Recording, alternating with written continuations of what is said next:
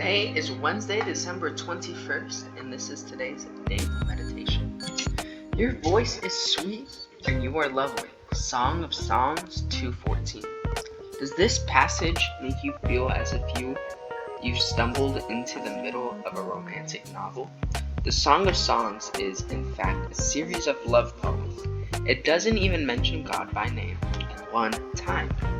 So you wouldn't be the first person to ask, why is this book in the Bible? One of the answers scholars have suggested is that the romantic love between the man and woman in this book is symbolic, the love between God and his people.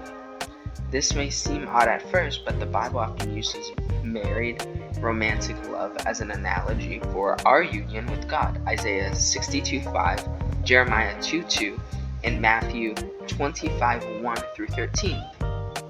We are accustomed to thinking of God as our Father, whose guiding and forgiving love for us is like the parent for a child. By using romantic love as an analogy for God's love, can open up new insights. Anyone who has been in love will tell you how elated and excited they feel. All they want is to be with their beloved, to savor their beauty, and to do special things for them. God's love for you is like this, but even greater. It's deeper, more encompassing, and stronger and purer than any romantic love you will ever experience.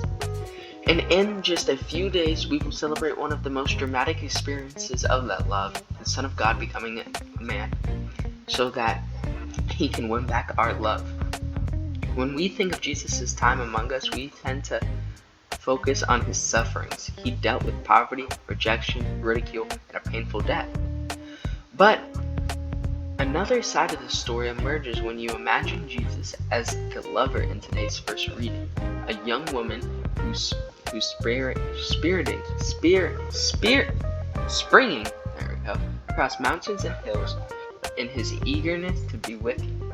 He sees your sins and struggles. He also sees the beauty of God's image in you and your potential for holiness. Oh my gosh. His love for you isn't muted. It bursts forth like the sun rising over a distant mountain.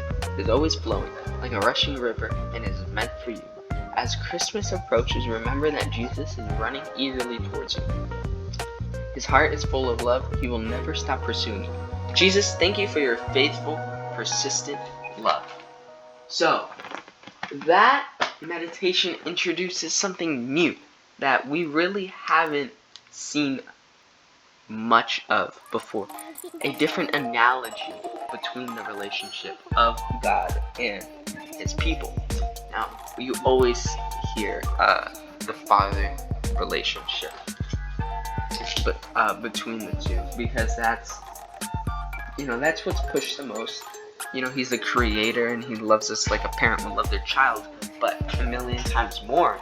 But we've never really seen the romantic love that this meditation and the Mass today points out in Song of Songs, which, like it said, doesn't mention God by name a single time. Instead of mentioning God by name, it mentions, how would I phrase it? Instead of being mainly about just God, it's mainly about God's love as the focus. Which sounds weird, but kind of makes sense. Song of Songs is more about God's love than God himself, because it doesn't mention him. It mentions the analogy of the love from a man to a woman, like God's love to us. So that's what today's meditation is about. Thank you for watching. See you